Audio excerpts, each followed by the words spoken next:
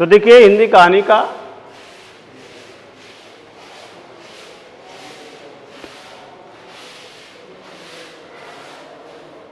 गद्य की दो विधाओं के बारे में हम पढ़ चुके हैं, और अगर कहीं कोई अंश छूट गया है या फिर कहीं वीडियो में कट हो गया है तो उसके बारे में आप लोग सोशल डिस्टेंसिंग का पालन करते हुए विद्यालय प्रांगण में आकर के और अपनी समस्या का निस्तारण करवा सकते हैं। विद्यालय में आ सकते हैं, जिसमें आप लोगों के माता पिता की सहमति का होना अति आवश्यक है। इस प्रकार की गाइडलाइनें गवर्नमेंट ऑफ इंडिया ने जारी की हैं। बात चल रही थी हमारी हिंदी साहित्य के इतिहास की, और उसमें पिछले कई रोज से हम वीडियोज में आप लोगों को हिंदी साहित्य का इतिहास पढ़ाते हुए आ रहे हैं, जिसमें गद्य की जो विधाएं हैं, प्रमुख विधाएं हैं, उनमें से पहली जो विधा थी वो हमने पढ़ाई आप लोगों को नाटक। नाटक का कब उद्भव हुआ, कैसे उसका विकास हुआ, क्या उसकी परिभाषा है, कौन कौन से ऐसे प्रमुख साहित्यकार हुए जिन्होंने नाटक को उत्तरोत्तर आगे बढ़ाने में अपना योगदान निभाया। उसके बाद दूसरी विधा आई निबंध विधा। निबंध विधा का आगमन हिंदी में कब हुआ, कब से निबंध लिखे जाने लगे, कौन कौन से ऐसे निबंधकार हुए कि जिन्होंने किस प्रकार से उत्तरोत्तर निबंध विधा को आगे विकसित किया है और इस सोपान तक पहुंचाया है। उसके जो प्रमुख युग हुए और उनके प्रमुख साहित्यकार हुए उनको हमने लिखा है। आप लोगों के 2 नंबर का क्वेश्चन इस तरीके का आ जाता है कि भाई जैसे प्रसादोत्तर युग है या फिर प्रसाद युग है, या फिर आप लोगों के जैसे शुक्ल युग है या शुक्लोत्तर युग है, उसके प्रमुख जो साहित्यकार हैं या फिर नाटककार हैं या 4 नाटककारों का नाम लिखिए या बताइए। तो इस प्रकार का क्वेश्चन आ जाता है। उसके लिए हमने आप लोगों को साहित्यकार जो हैं प्रमुख, उनका नाम नोटिस बोर्ड पर यहाँ लिखवाया है। अब बात आती है तीसरी जो विधा है हमारी हिंदी गद्य की, वो है कहानी। तो देखिए कहानी के बारे में यह कहना अतिशयोक्ति नहीं है कि कहानी का आरंभ या विकास या इतिहास उतना ही पुराना है जितना मानव का। मानव ने जब ही इस धरती के ऊपर जन्म लिया है तभी से कहानियां भी प्रचलित हैं और कहानियां कही गई हैं, लेकिन प्रत्येक युग के अनुसार उसका स्वरूप है वो बदलता हुआ रहा है। पहले की जो कहानियां हैं उन कहानियों में अयारी और तिलस्मी कहानियां लिखी गई। उसके बाद उनका स्थान, उसके जो प्रमुख नायक या नायिका हैं उनका स्थान राजा महाराजाओं ने ले लिया, रानियों ने ले लिया, राजकुमारों ने ले लिया। धीरे धीरे जो कहानियां हैं उनका विकास कैसे उत्तरोत्तर आगे बढ़ा है उस पर हम चर्चा करेंगे और लिखेंगे। हमने यहाँ जो लिखा है उसे एक बार पुनः देख लीजिए कि कहानी गद्य की प्राचीनतम विधा है एवं लोकप्रिय विधा है। कहानी के विकास का इतिहास उतना ही प्राचीन है जितना स्वयं मानव का इतिहास। इसकी लोकप्रियता के कारण ही प्रत्येक युग के रचनाकारों ने कहानियों की रचना की है, लेकिन भारतेंदु युग के बाद द्विवेदी युग में सरस्वती पत्रिका के प्रकाशन के साथ हिंदी कहानी का प्रारंभ माना जाता है आधुनिक युग में, क्योंकि प्राचीनतम कहानियों में आकस्मिकता, संयोग और अति मानवीय प्रसंग अधिक होते थे। सामान्य मानव की जगह राजा रानी जैसे पात्र हुआ करते थे, लेकिन द्विवेदी युग में सामान्य मानव को केंद्र में रखकर ऐसी कहानियां लिखी गई जो श्रव्य की तुलना में पाठ्य अधिक थी। अर्थात उन्हें सुनने में इतना आनंद नहीं आता जितना उन्हें पढ़ने में आनंद आता है। इस प्रकार की कहानियों की रचना की गई है। अब बात आती है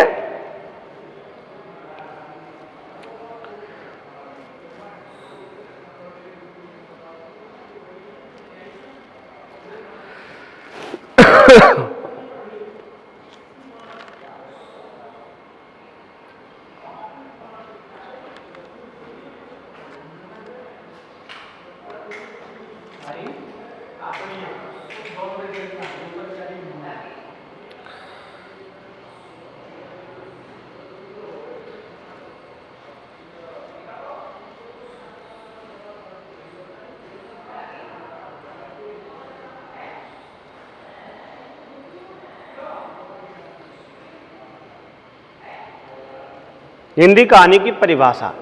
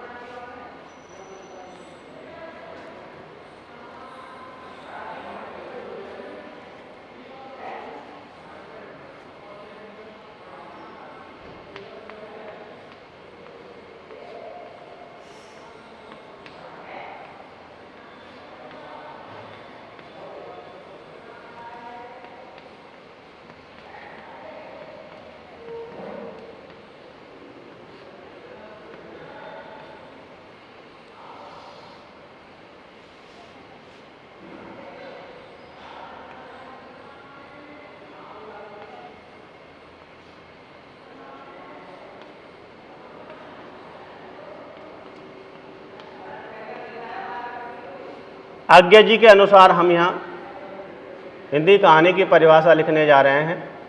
ध्यान रखना है इस चीज का।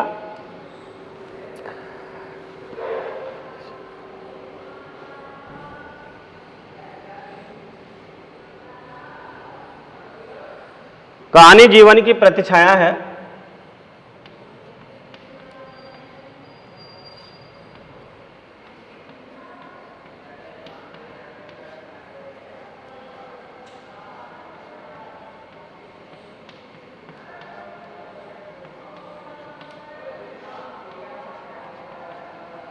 कहानी जीवन की प्रतिछाया है और जीवन स्वयं एक कहानी है।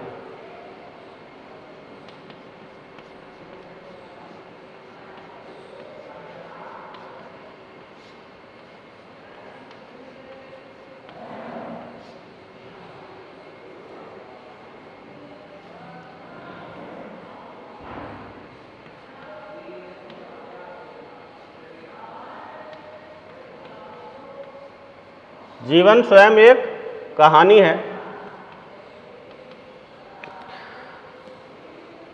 एक शिक्षा है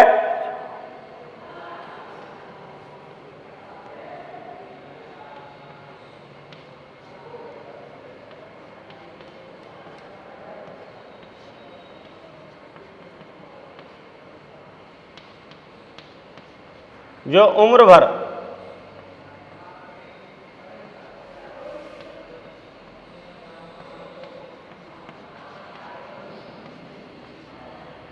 मिलती रहती है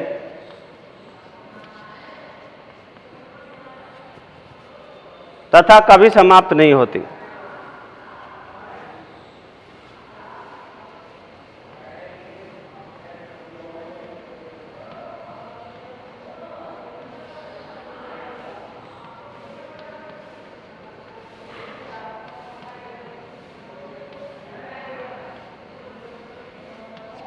तो ये आज्ञा जी ने परिभाषा दी है कहानी की कि कहानी जीवन की एक प्रतिछाया है और जीवन स्वयं एक कहानी है। एक शिक्षा है जो उम्र भर मिलती रहती है तथा कभी समाप्त नहीं होती। अब आता है हिंदी कहानी का विकास।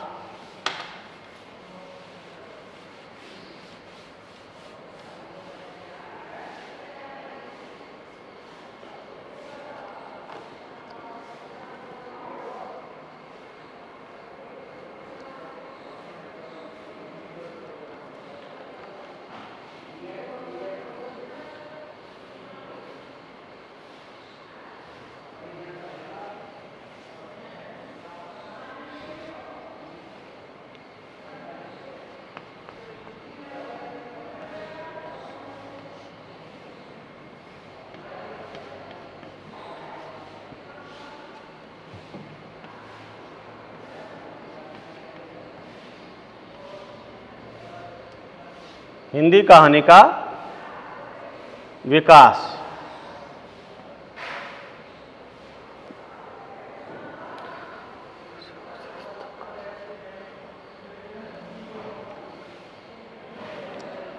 उन्नीस सौ 21 से 1925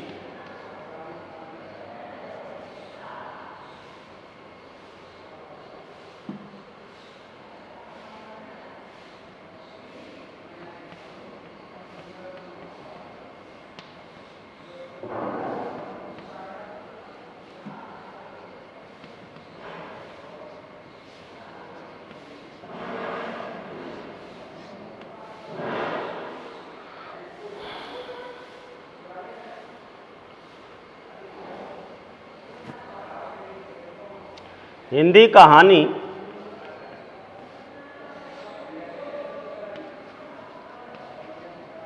के विकास का प्रारंभिक युग माना जाता है।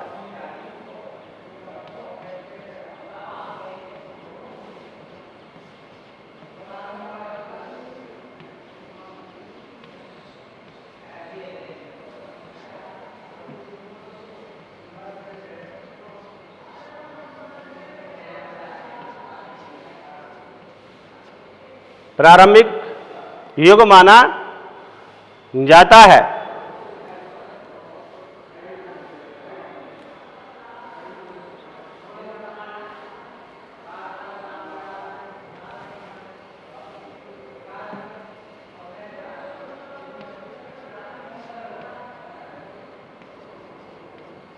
इस युग की कहानियां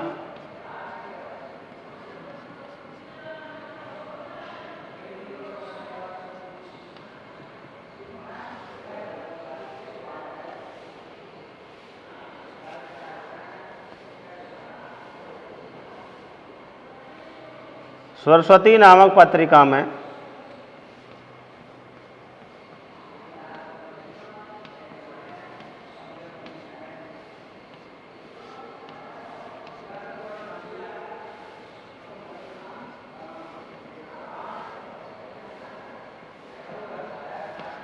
प्रकाशित होती थी।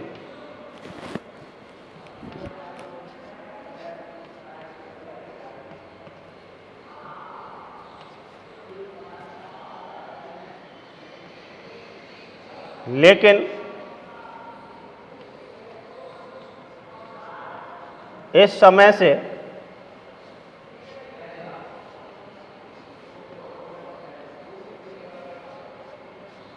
पूर्व में भी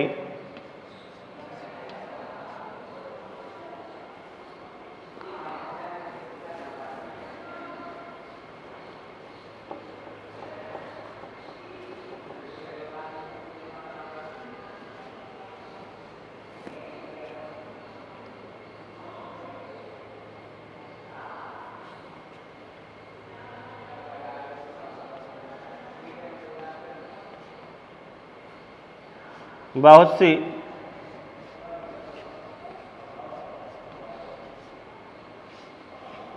कहानियां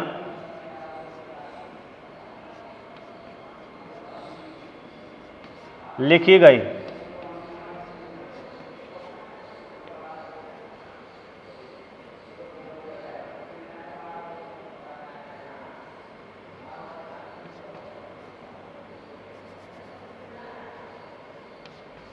किशोरी,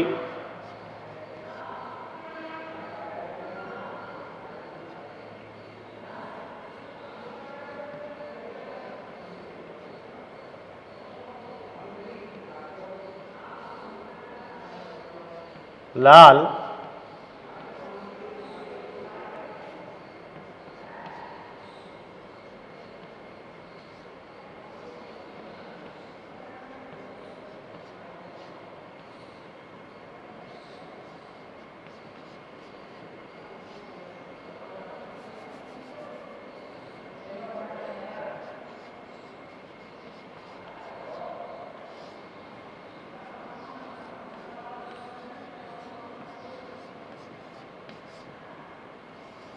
किशोरीलाल द्वारा लिखित इंदुमती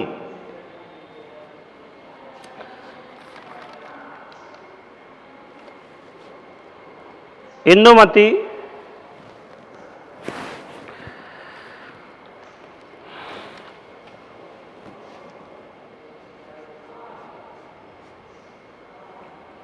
को प्रारंभिक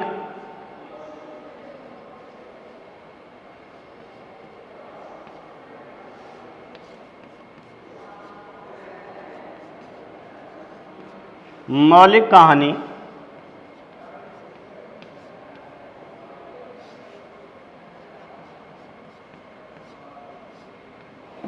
माना जाता है।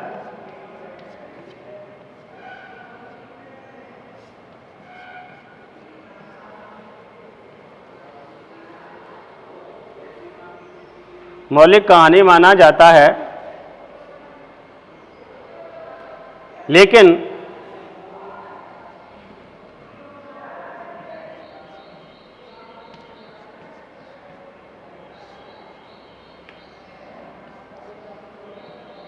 पंडित चंद्रधर शर्मा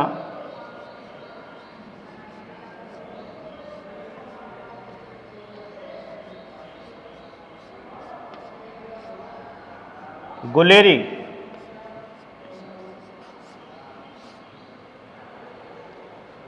चंद्रधर शर्मा गुलेरी के द्वारा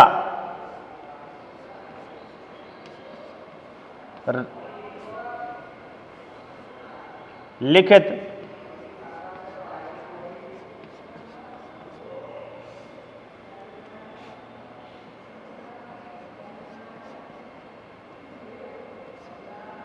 उसने कहा था।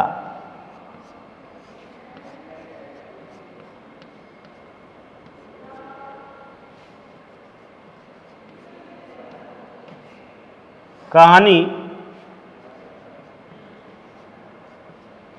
बहुत चमत्कारिक थी।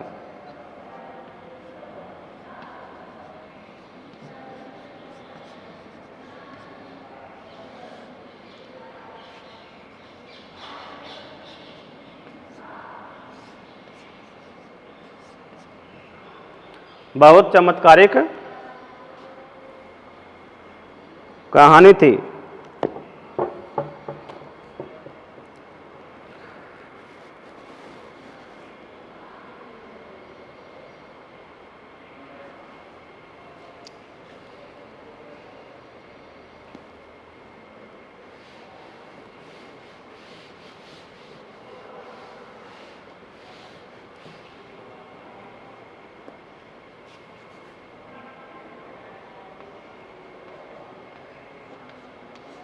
इनके बाद प्रेमचंद जी द्वारा रचित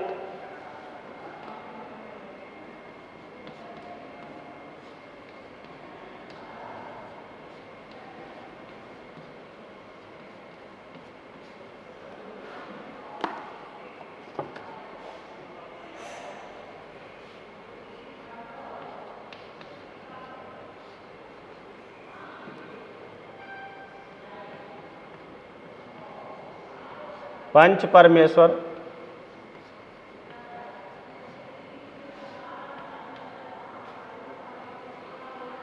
प्रेमचंद जी द्वारा रचित पंच परमेश्वर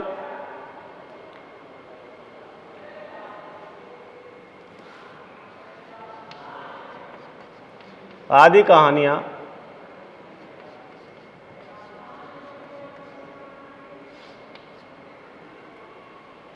लिखी गई।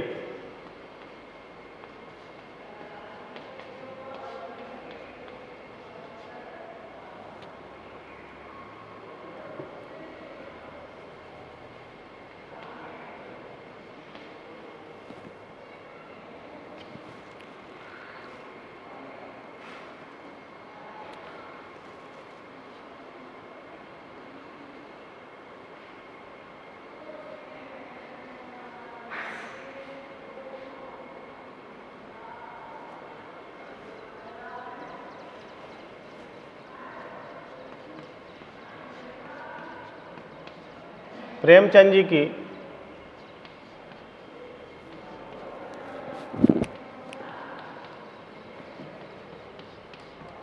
कहानियाँ प्रेमचंद जी की कहानियाँ आदर्शवादी थी।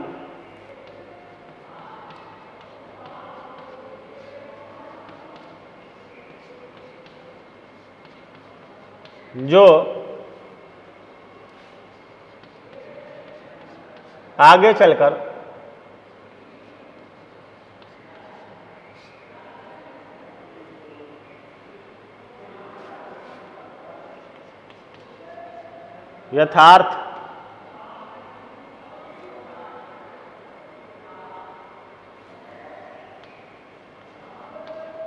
यथार्थवादी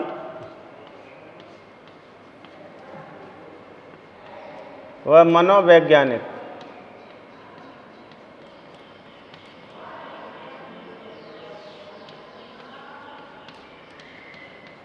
हो गई।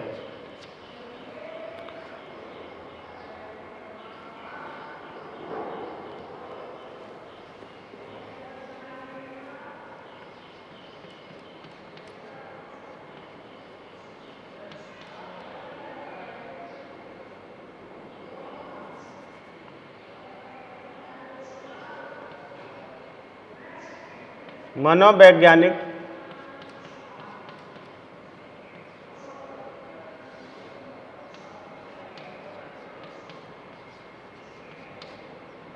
कहानियों ने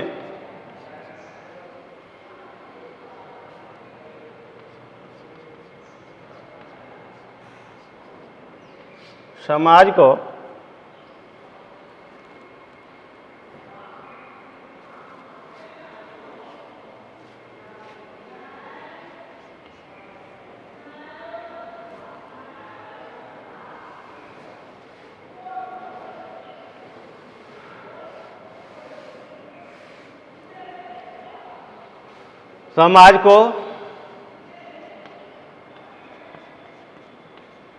वह हिंदी कहानी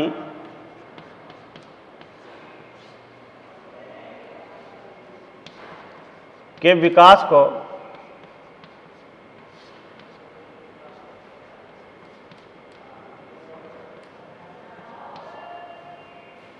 एक नई दिशा प्रदान की।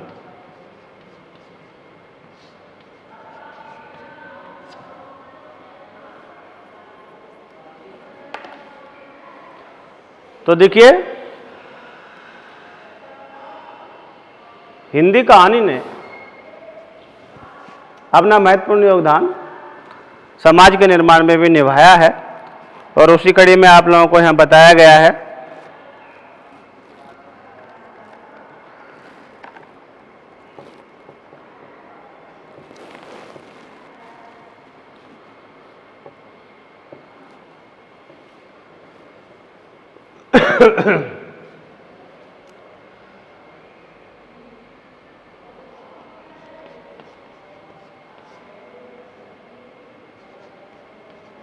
प्रेमचंद जी के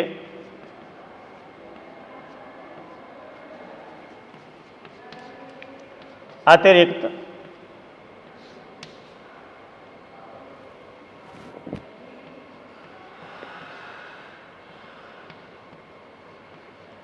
जयशंकर प्रसाद,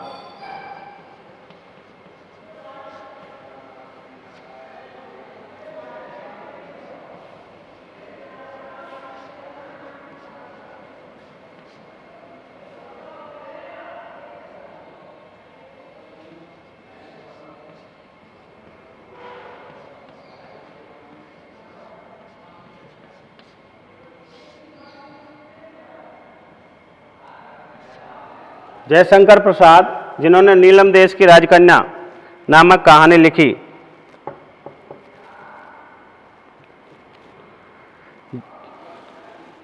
जैनेन्द्र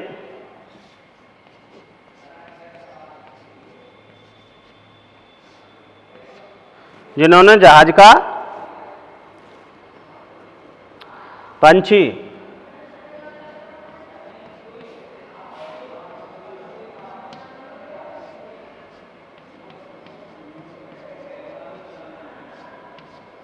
नामक कहानी लिखी।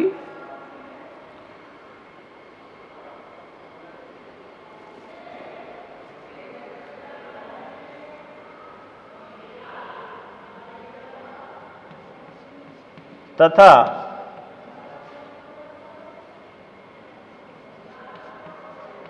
इलाहाचंद जोशी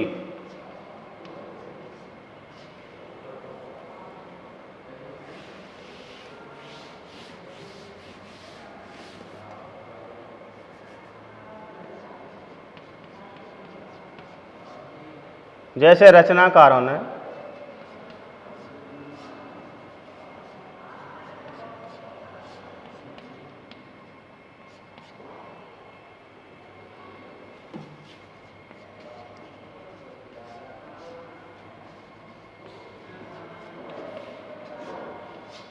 हिंदी कहानी के विकास में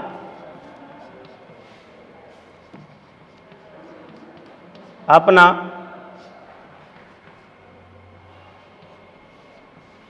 महत्वपूर्ण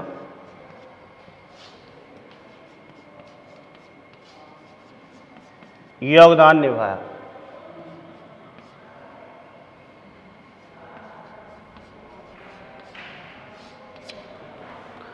तो ये था हिंदी कहानी का विकास। अब देखिए, इस कहानी के दौर में ही एक दौर और कहानी का आता है, इसके बाद का दौर, जिसे नई कहानी के रूप में जाना गया। उस नई कहानी के बारे में हम अपने अगले वीडियो में आप लोगों को बताएंगे। Thank you.